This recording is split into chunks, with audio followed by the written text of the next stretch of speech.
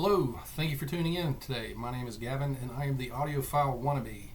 Today, got a couple of things to go over with you guys. I'd like to talk a little bit about my history as an audio listener and what led up to wanting to do an audio channel. And then number two, I'd like to cover in the course of that history my experience at GR Research. Alright, so just a little bit about my history.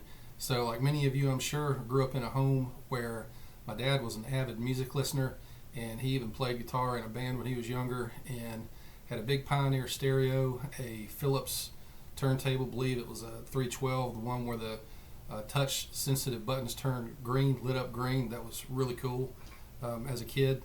And he even had a big pair of Altec Model 19 speakers, and they sounded fantastic and were plenty loud. And at one point, Dad gave me his old stereo, which was a really nice Sansui receiver, along with a pair of realistic speakers and a Technics turntable. I wish I still had that turntable and receiver. And in Christmas of '96, I actually got my first pair of Klipsch speakers. So Santa that year brought a pair of Klipsch KG4s and have loved Klipsch ever since. Matter of fact, they're still with me. They're right back there over in the corner, as you can see, and I will show you guys some pictures of those puppies. So in these photos, I just put some Watco oil on them, and they still look beautiful to this day. Haven't had to touch the finish whatsoever, other than just a little bit of oil here and there, but as you can see, they still look fantastic. So that's a photo with the grills off, and then this last one, as you can see, is a picture from over across the room, so you can see what they look like with the stereo console there. And I will have a dedicated video to those speakers to show you the modifications and updates that have been made to those speakers. I hate to confess, I did go for quite some time without listening to my KG4s, as I got sidetracked listening to home theater systems during the early 2000s. But however, I did have some Klipsch in-wall speakers, so I didn't really get that too far from them. In 2020, however, during the shutdown, I did wind up rediscovering my passion for two-channel audio. I pulled out the KG4s as I happened to come across a really good deal on the realistic STA 2300 stereo receiver that you saw a few minutes ago. So I hooked the speakers back up and fell in love with two-channel audio all over again. Only this time there was something going on with either the horns or the crossover, so I had to make some modifications and repairs.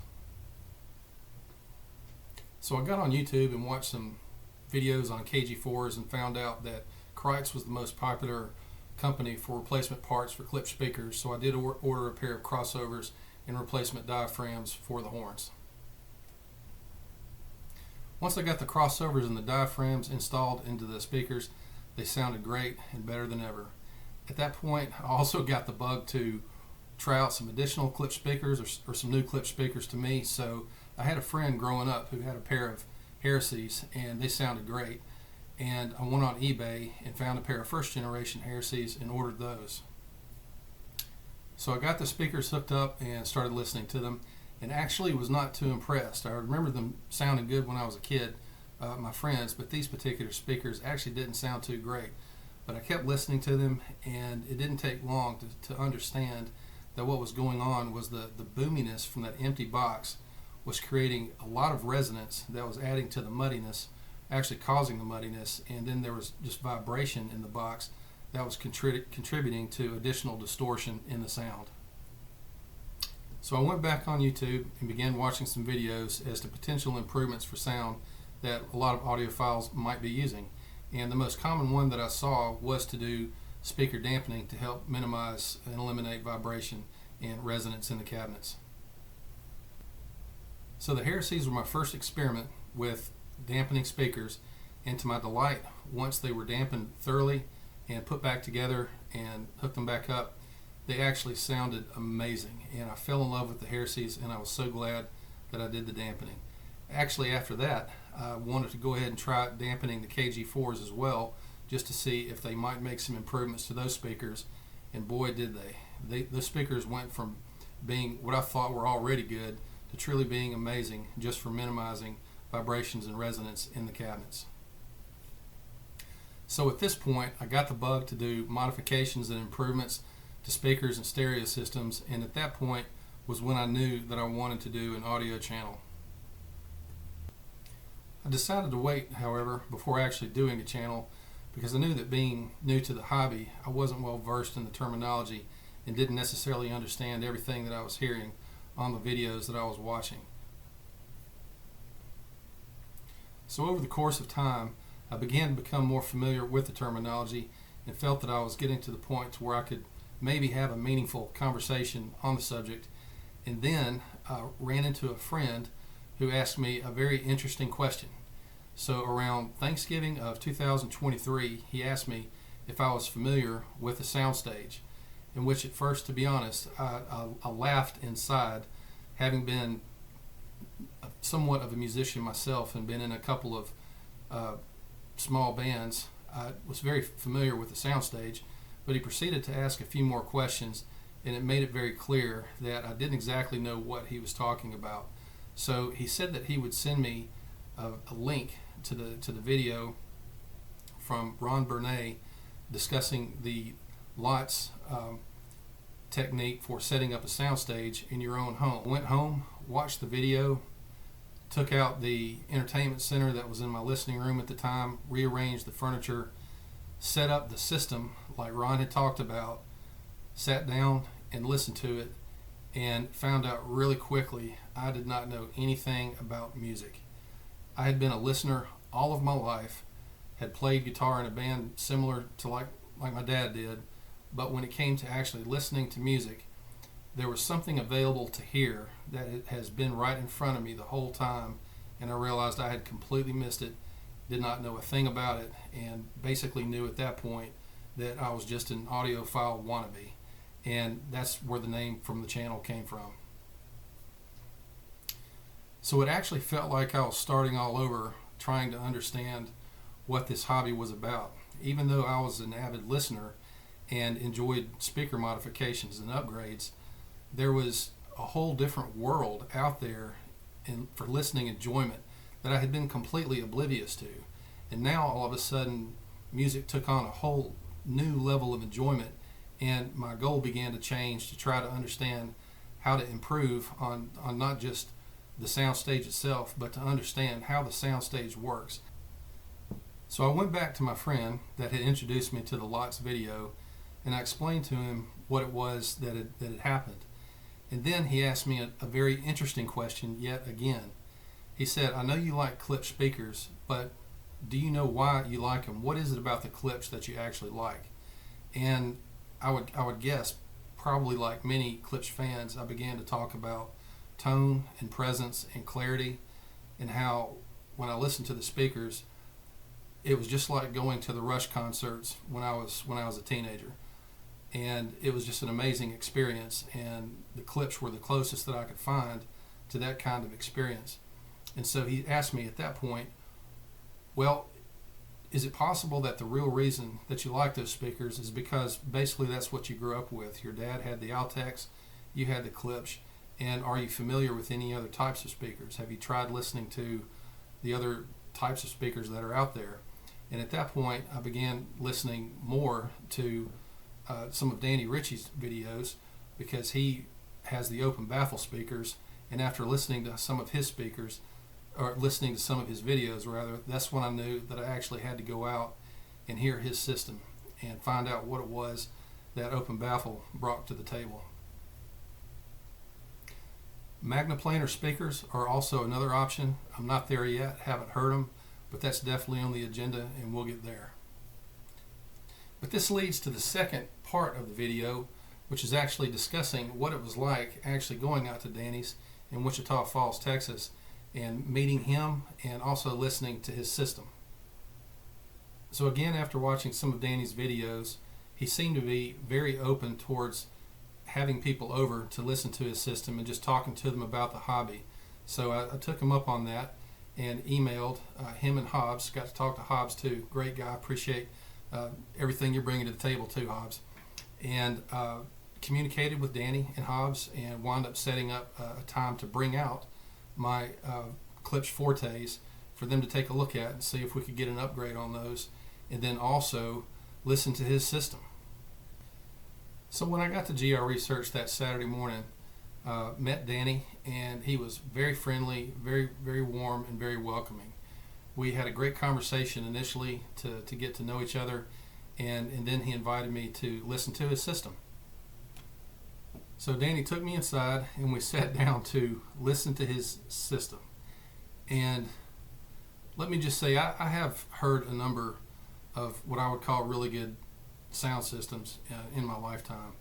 But, and just to say too, I have no affiliation with GR Research. There's nothing in this. It's not like that. Obviously, especially since I'm brand new to doing this kind of thing. I'm just sharing with you guys my experience.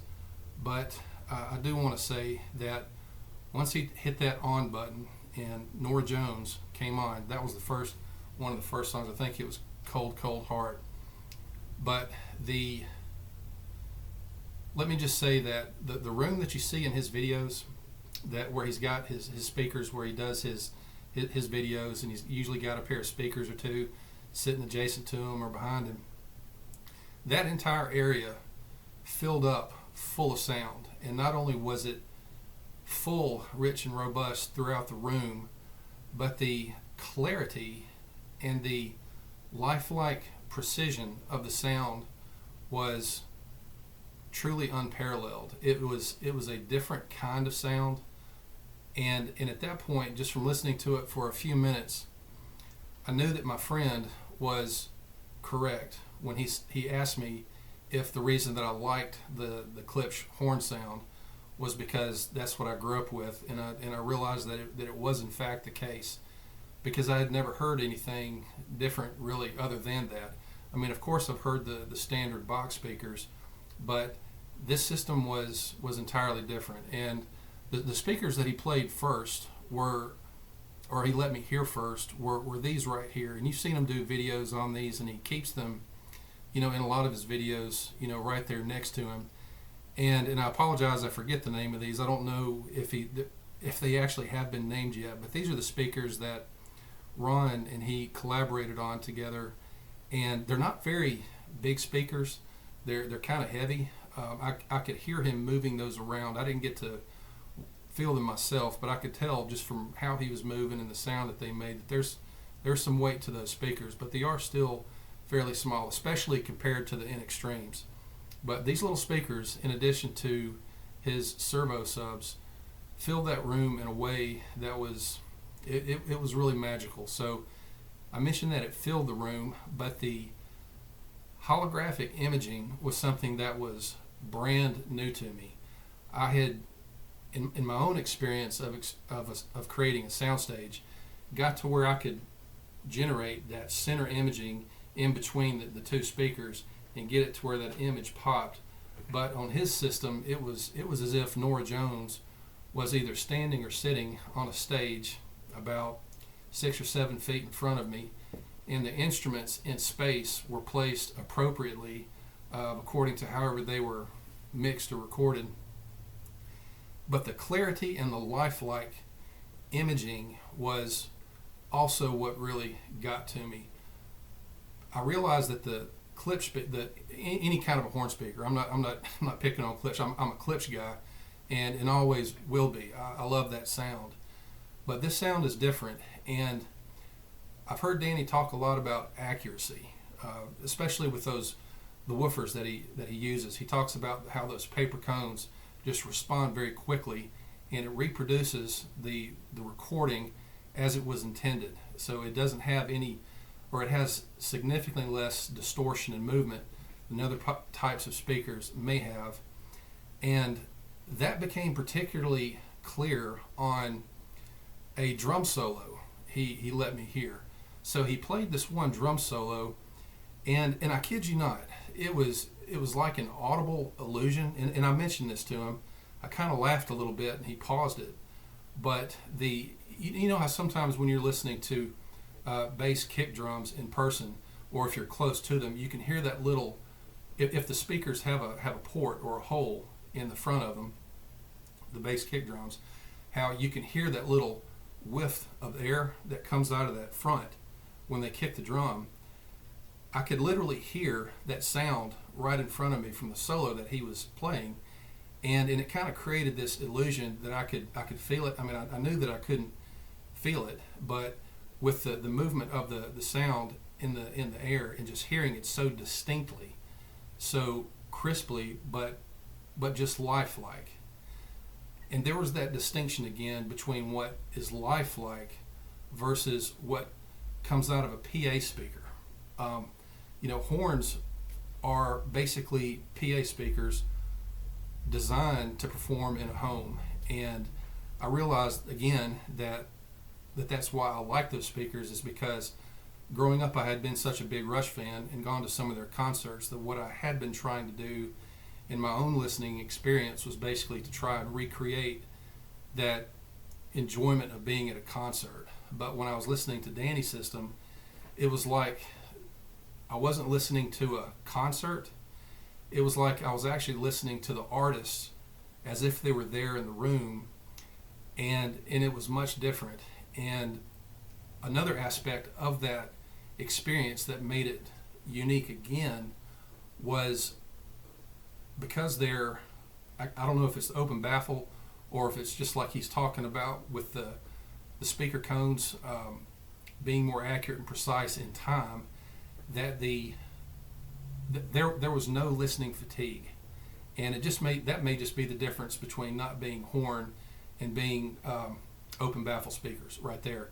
But when I'm listening to Klipsch, my Klipsch speakers, I can listen, and it was more so with the Heresies than any other speaker, but even with my Fortes and KG4s, usually about an hour to 2 hours max, and that's what I can do before I get listening fatigue, before my ears will start to ring a little bit, and especially if I pull the Heresies out. I still have the Heresies and love them, but I've got personally about an hour max before those start really making my ears ring. But with Danny's system, there was a comfort level that was so unique that later on when I left his place, I was driving back to Mississippi, and I was just thinking about, okay, when I get home, if I actually had the choice of listening to my system or listening to his system, which one would I gravitate towards? And in my mind, I just began to think how I was actually beginning to gravitate coming home from work every day or when I got back from the trip, that I do think that if I had the choice, I would probably gravitate towards that system just because of the comfort level in the lifelike reproduction of the sound. It's much easier to listen to, and there's a difference between, again, having a lifelike performance versus what I would just call a concert replication. I mean, I love a lot of jazz, Diana Krall, Cyrus Chestnut, all different kinds of that type music, and so hearing that kind of music coming out of the Klipsch is just a wonderful experience, because I still very much enjoy the thought of being at a concert, so it's wonderful. But having the difference between them playing in your room and enjoying their actual company versus being at a concert is two different listening experiences. So the clarity again of his system, the holographic imaging again was something that I had not experienced, but it was truly a lifelike experience that I can't just really do justice. I could try to describe what the experience was like, but I would still not do it justice.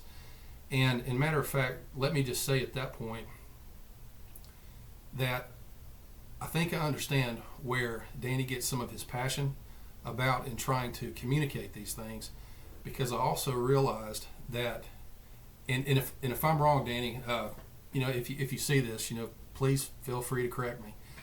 But it became clear to me, so I think, that one of the challenges that he faces in this industry is simply trying to effectively communicate what the majority of us actually don't have experiential understanding of. You got to go hear it, and I think that's one reason he's so passionate about inviting anybody to come over to his place and listen, because until you have the experiential understanding, it's hard to put into words something that is only meant to really be experientially understood, or maybe not meant to be experientially understood, but just it's best understood once it's been experienced. How about that? So the long story short here is that the trip to GR Research was eye-opening. It was amazing. It was wonderful. I hope to get back and listen to some more of the speakers that they have.